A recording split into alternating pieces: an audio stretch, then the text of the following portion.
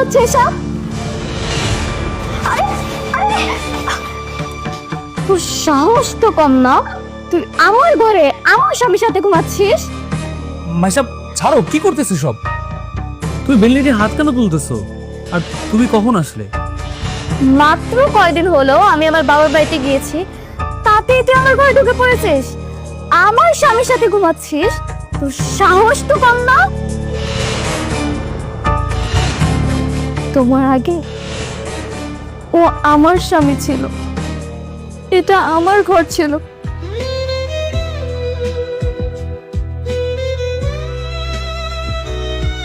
তুমি এসে আমাকে এখানে দেখার পর এত উত্তেজিত হয়ে গেলে, আর তুমি যেখানে হঠাৎ করে এসে আমার স্বামী, আমার সংসার, আমার সবকিছু দখল করে নিছো। এবার বুঝো আমার স্বামীর পাশে অন্য একটা মেয়েকে দেখার পর আমার কেমন লাগে। ও এই ঘরে কেন? তুমি এতদিন ওর সাথে ঘুমাইছো তাই না? তুমি থাকো তোমার বড় বউকে নিয়ে। মাইশা মাইশা মাইশা মাইশা মাইশা মাইশা শোনো শোনো শোনো, রাগ করো না। তাই তো। এই বেলি, তুই আমার রুমে কি করছিস? তোকে না বলা হয়েছিল তুই আমার রুমে আসবি না? আমার রুমে কেন তুই?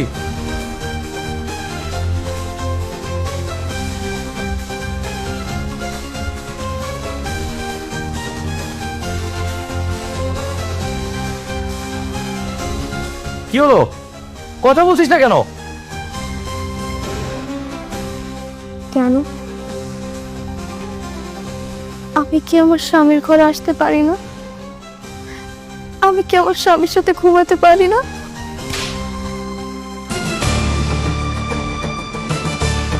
আমি তোর স্বামী না, তুই আমার ঘরে ঘুমাতে পারবি না? তোর লজ্জা শরম নাই? তোকে কতবার না করা হয়েছিল তুই আমার ঘরে ঢুকবি না, তারপর তুই আমার ঘরে আসিস কেন? বাহ ভাইজান বাহ, যেই মানুষটা সারা রাত না ঘুমিয়ে আপনার সেবা করলো, আর এই মানুষটা না হয় একটু ভুল করে আপনার বুকে ঘুমাইয়াই পড়ছিল, এর জন্য আপনি তারা এইভাবে মারবেন?